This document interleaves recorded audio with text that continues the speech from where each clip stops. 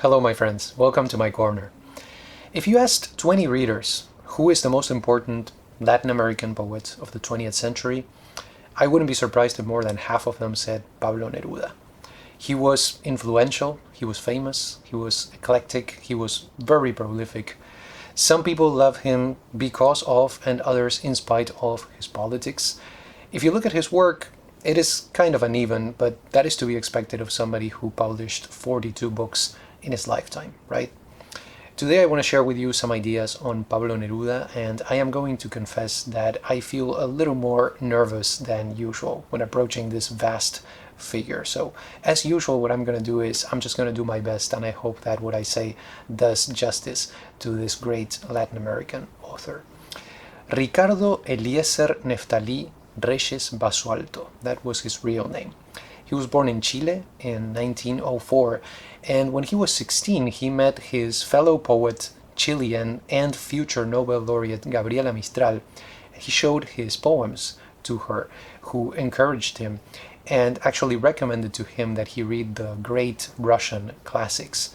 3 years after that, when he was only 19 years old, he published a little book that I'm going to show you in a couple of minutes that made him famous. He occupied several diplomatic positions throughout the world, and he was also committed to communism.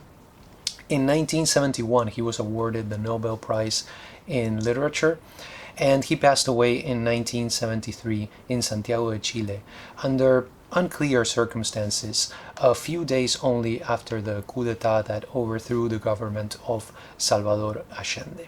I just wanted to give you some quick information about him and his biography. Now let me tell you a little bit about the approach that I am going to take in this video.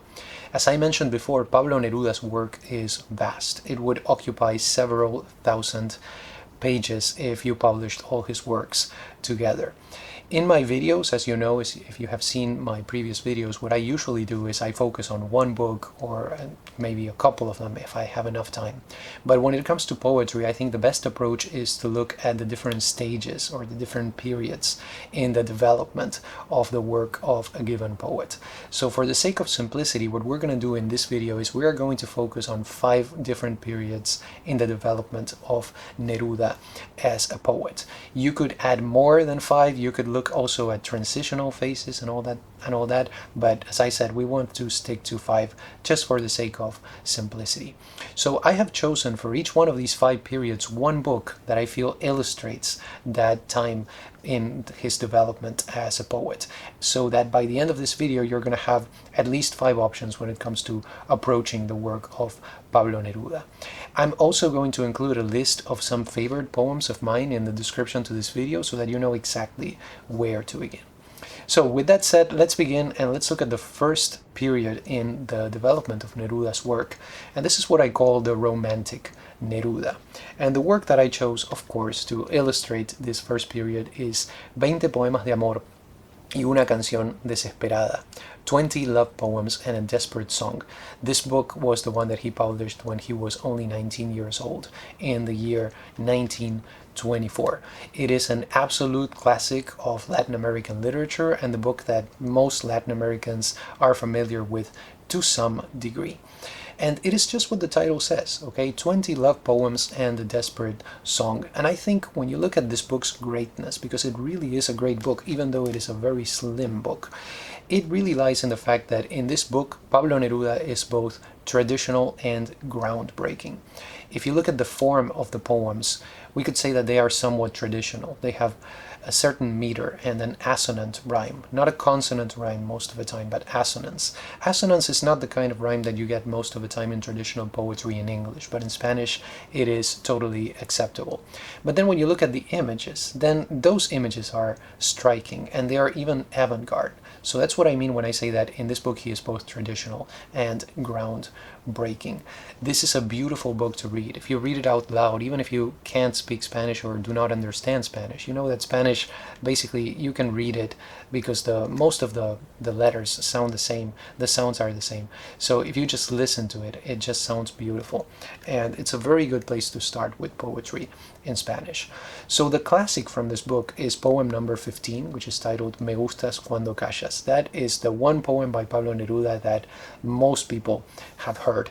And some people read it in a negative light because it would seem that the poet or the speaker is telling his lover to shut up. Now, I don't think that is really the case. I think this is a romantic poem, and I think it is basically about enjoying a shared silence. So that's what I think he means when he says me gustas cuando callas. Poem number 20, so the last one of the poems before the Canción Desesperada, the one that begins Puedo escribir los versos más tristes esta noche, is another favorite of mine. And then I also like number 14, which is the one that begins Juegas todos los días con la luz del universo. Those are some of the ones that I like to reread over and over again. And I just can't imagine when this came out, people going, yes, this is how you write love poetry in our time, when they read this book. So it was tremendously influential, to say the least. Now we're going to go to the second period in Neruda's development, and that is what I call the surrealistic Neruda. And I'm going to illustrate this period with this book right here titled Residencia en la Tierra, Residence on Earth. Now this book, Residencia en la Tierra, has 3 parts to it, but most of the time when you get one volume titled Residencia en la Tierra, that includes the first one and the second one. The third part of Residencia en la Tierra is something different. Here's the reason why. The first parts, right, were published in 1935. But the next part, the third one, was published in 1947. So we are looking at a period of 12 years between them, and something very important happened in that period. Very important at the level of world history, but also personally to Neruda, because it was an event that really touched him at the personal level. And that is, of course, the Spanish Civil War. So you can see a lot of allusions in Residencia 3 to the Spanish Civil War.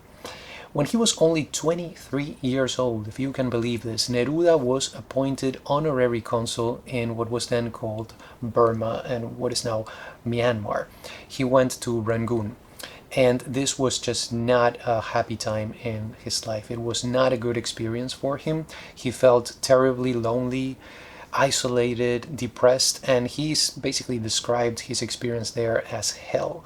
And you can look at this book and you can be like, yes, this definitely sounds like he's going through hell at the moment.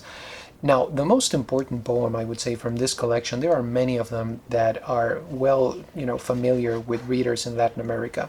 But there's a poem titled Walking Around, and this is from Residencia en la Tierra 2. The poems written in the second part were from 1931 to 1935, Walking Around, and the title is, of course, originally in English. In this poem, Pablo Neruda says that he is getting tired of being a man, that he's getting tired of being human. This sounds like something that maybe the protagonist of Sartre's Nausea could have written, right? I talked about that novel recently, but you can see some of that mindset in the poems of Residencia en la Tierra, especially in Walking Around. But you can also see something of T.S. Eliot. For example, if you remember the protagonist of the love song of J. Alfred Prufrock, even the protagonist of The Wasteland, these are figures who are walking around and just musing about things as they do that. But there are many other great poems here. For example, there's an ode to Garcia Lorca. Okay, there's the first poem of Residencia en la Tierra, the first volume, which was published between, the poems were written between 1925 and 1931. The first one is titled Galope Muerto. So the translation of that would be Dead Gallop. And at the time that Neruda published this poem, he said that that was his best work at that moment. Then there's another famous poem included in the third part, Residencia 3, that is titled Explico algunas cosas. I explain a few things.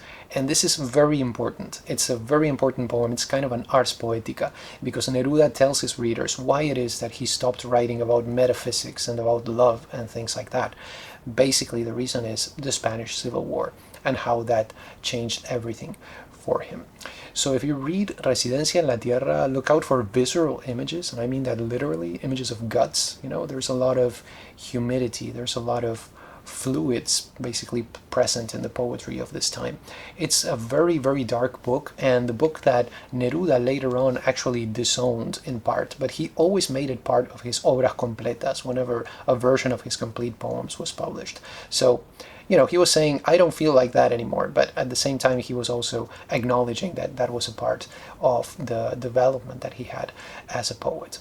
So that was period number 2. Now we're going to go to period number 3. That is the political Neruda. And of course, I'm going to illustrate this period with Canto General from 1950.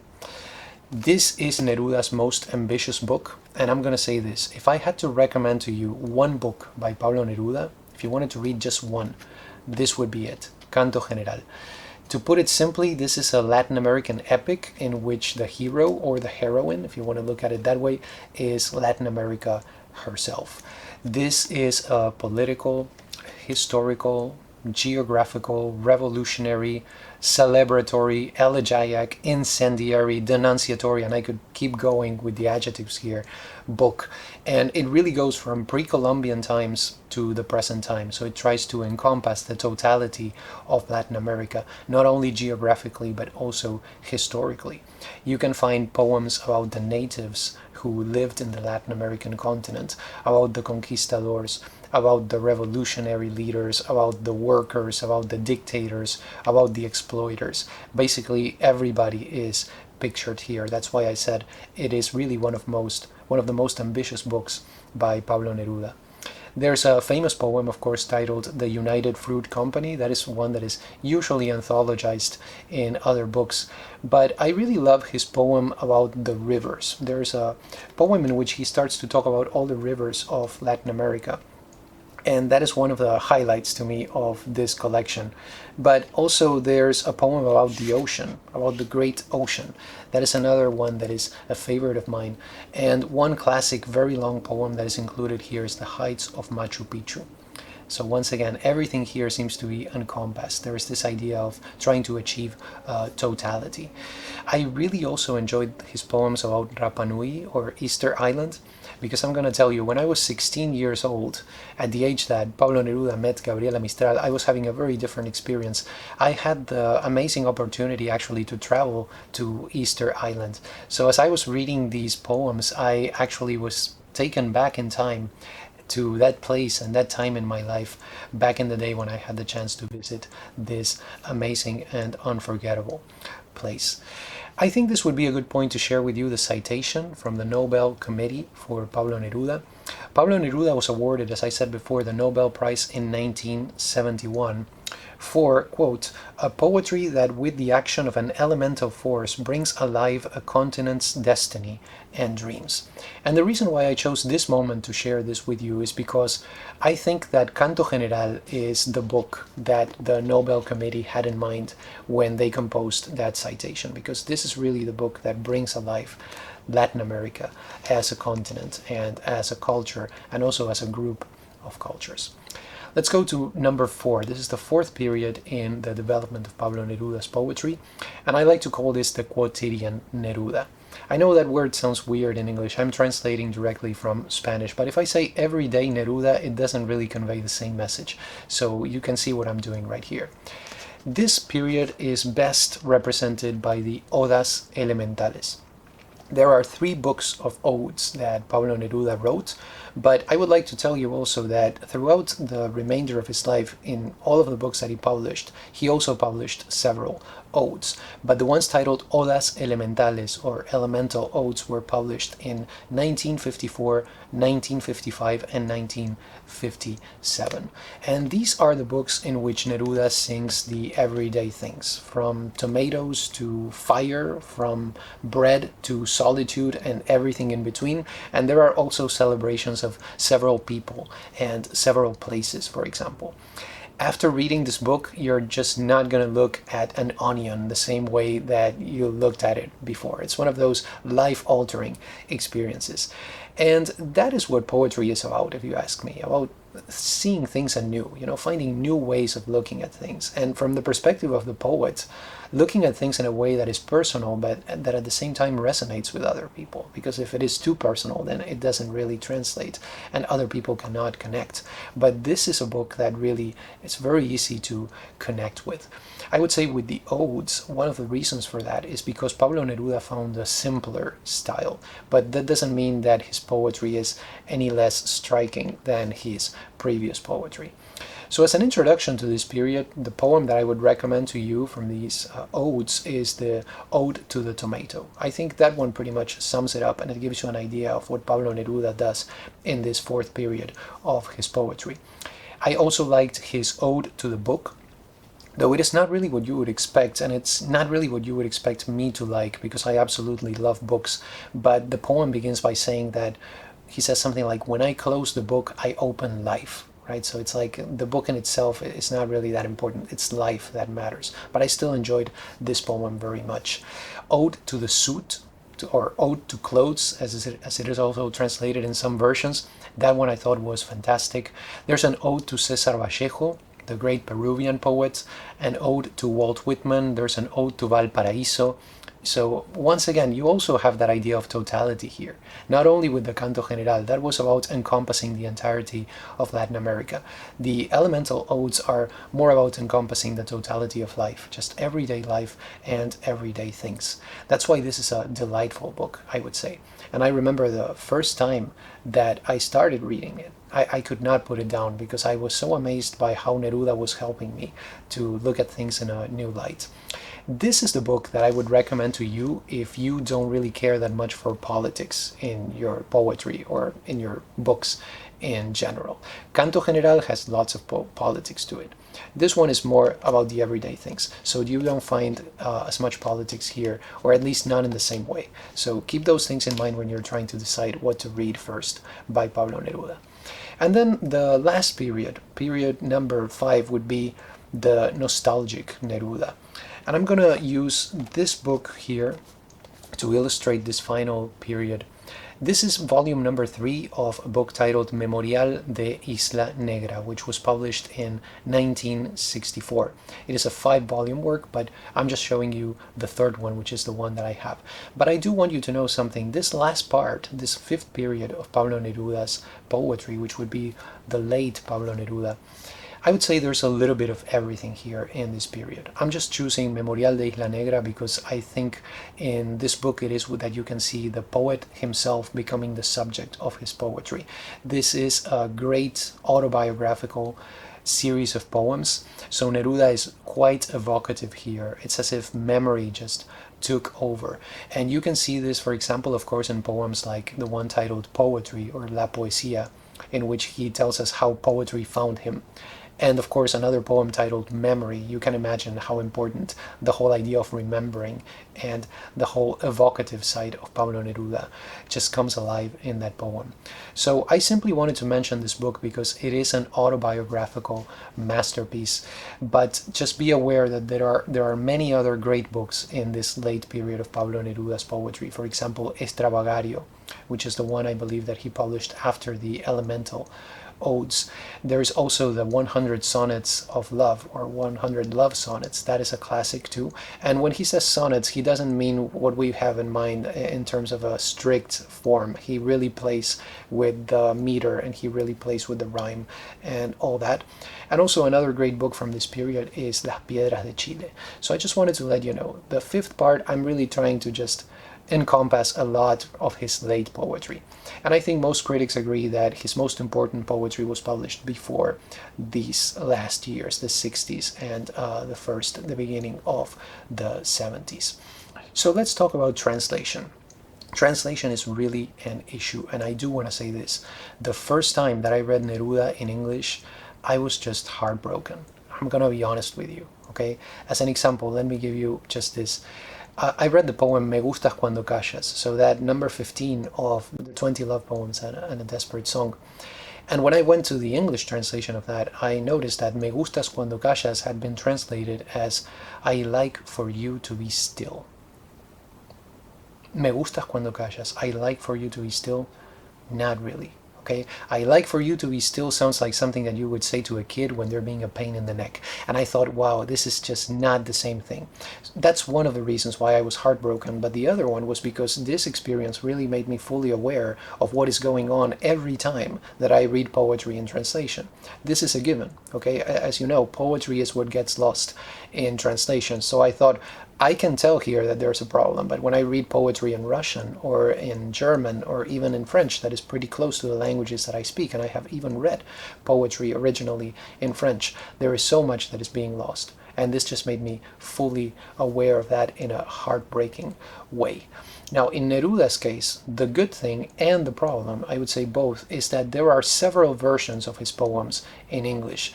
But here's the issue: the vast majority of them are maybe by poets who are very good poets themselves, but who are not familiar with the Spanish language, and this really becomes quite obvious. This is not a problem in itself, okay? There are many great translators who maybe are not able to speak the language or communicate in the language, but they are great translators. But what you need in any case is at least, one good editor or one proofreader who is familiar with the language at a native speaker level. And that is obviously not the case with some of the editions of Pablo Neruda's work. So that's why I said this was really a heartbreaking moment for me. I'm going to show you a couple of books of Pablo Neruda in English. The first one that I have right here is titled Selected Poetry. This was the first book by Neruda that I read in English, and I'm going to tell you it has three advantages. The first one is that this is a bilingual edition for all of the poems, and it has a parallel text. The second advantage is that it is brief. This is just about 500 pages long. So it is manageable. If you want an introduction to Neruda, this would seem like a great place to begin. And the other advantage that it has, and this is very important, is that Neruda himself chose the selected poems that were included in this version. However, there are plenty of mistakes in the translations. They are obvious mistakes, and also mistakes in the Spanish part of the text. You have spelling mistakes, you have misplaced accents, and things like that. I'm going to give you just a couple of examples because I don't want to spend a lot of time talking about the translation. But for example, if you go to poem number 20 of the 20 Love Poems and a Desperate Song, the first line, or in one of the first lines, I think, not actually the first one, but in one of those lines, it says, La noche, this is the second line, La noche está estrellada, okay? La noche está estrellada was translated as the night is shattered. And if you speak Spanish, you're probably laughing right now. The night is not shattered, okay? The night is starry in this case. And to be fair, okay, this is a translation that was later amended, and they made that change. If you look at that same translation of that poem, in later editions it says the night is starry. But you see what I mean when I tell you that. There are some problems here. That translation was, by the way, by W.S. Merwin. He's a great poet. I've read many books of poetry by him, and I really, really like his poetry. But in this case, the translations are quite problematic. There was another poem that I found in which it comes to a point where Pablo Neruda is just enumerating things. And among those things, he says biógrafos. And when I look at the translation says biographers. That is not what the word means in this case. If you go to Latin America, if you go to Spain today and you ask anybody what does biógrafos mean, they're going to tell you it means biographers. But back in the day, and in the beginning of the 20th century, biógrafo was actually the word that people would use in Spanish-speaking countries to refer to the cinema. So this is something that if you're not part of the culture and if you're not aware of what happened before, you just don't know. If you're translating just by grabbing a dictionary and looking at the words, then that doesn't work. And there are plenty of mistakes like that throughout this book. Now, I'm going to say this. I am happy that I have this book. It really gives you a great idea of Pablo Neruda's poetry. It's a very good selection that was made by the poet himself. So I'm going to keep it, but just be aware that there are very serious problems with the translations and with the original text right here. I can tell that this was not proofread by a native speaker. If one speaker of Spanish had read this book before it was published, it would have been a vast improvement. The other one that I have to show you is probably a better option for you if you're planning to read Pablo Neruda. This is the poetry of Pablo Neruda. It is the most comprehensive single edition that we have in English of his poetry. This is 1,000 pages long, and it covers basically 600 poems. The other edition that I showed you, the other book, had 116 poems. So this is really, really huge, as you can see. There are more books represented in this volume.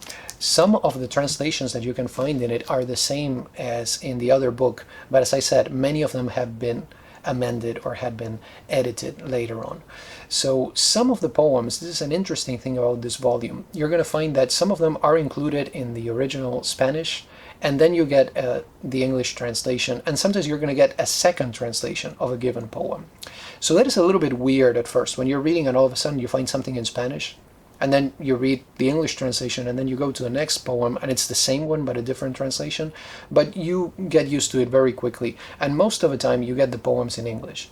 Then you get some poems in Spanish. Very, very few of them have two versions in English, but it's still a nice thing. It's still really nice to have the chance to compare the different translations and how different translators approach the same poem and interpret them. 1,000 pages, it may be a little bit too much if you're just planning to sample the poetry of Pablo Neruda, but I would say Pablo Neruda is a poet that really justifies such a voluminous selection or edition. You know what I mean? He's really a very important poet. So I would say if you really want to read Pablo Neruda in English, this would probably be the best edition to get, and then you can decide if you're going to read all of it or if you're going to be selective. Maybe look first at those books that I have been mentioning so far that illustrate the different periods in his poetry. So this would be the edition that I would recommend to you. Bottom line, Gabriel Garcia Marquez, and this is something that I found in the back cover of this edition, called Pablo Neruda the greatest poet of the 20th century in any language. Personally, I try to avoid categorical statements like that one, but I think it's good enough to share. I think it's a comment that is worth quoting coming from Garcia Marquez. Of course, Garcia Marquez would have been very happy about Pablo Neruda's politics, but even if you're not that enthusiastic about Pablo Neruda, I would say that you will find plenty of things that are memorable in his poetry, plenty of images, plenty of lines, plenty of moments that are going to stay with you for a very long time. He is certainly among the top 5 most important Latin American poets of all time. And in my opinion, he absolutely deserved the Nobel Prize in Literature. So I highly recommend that you check out the poetry of Pablo Neruda. Do you have any questions, comments, recommendations, recipes? Those were my 2 cents on the poetry of Pablo Neruda. I hope you enjoyed this video. Thank you so much for stopping by, and have a wonderful day.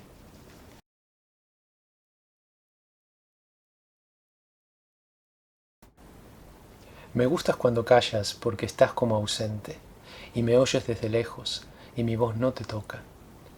Parece que los ojos se te hubieran volado, y parece que un beso te cerrara la boca.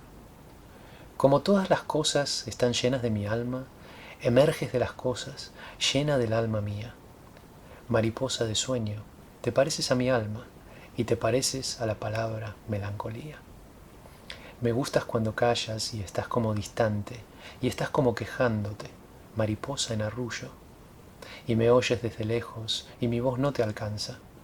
Déjame que me calle con el silencio tuyo. Déjame que te hable también con tu silencio, claro como una lámpara, simple como un anillo. Eres como la noche, callada y constelada. Tu silencio es de estrella, tan lejano y sencillo. Me gustas cuando callas, porque estás como ausente, distante y dolorosa, como si hubieras muerto.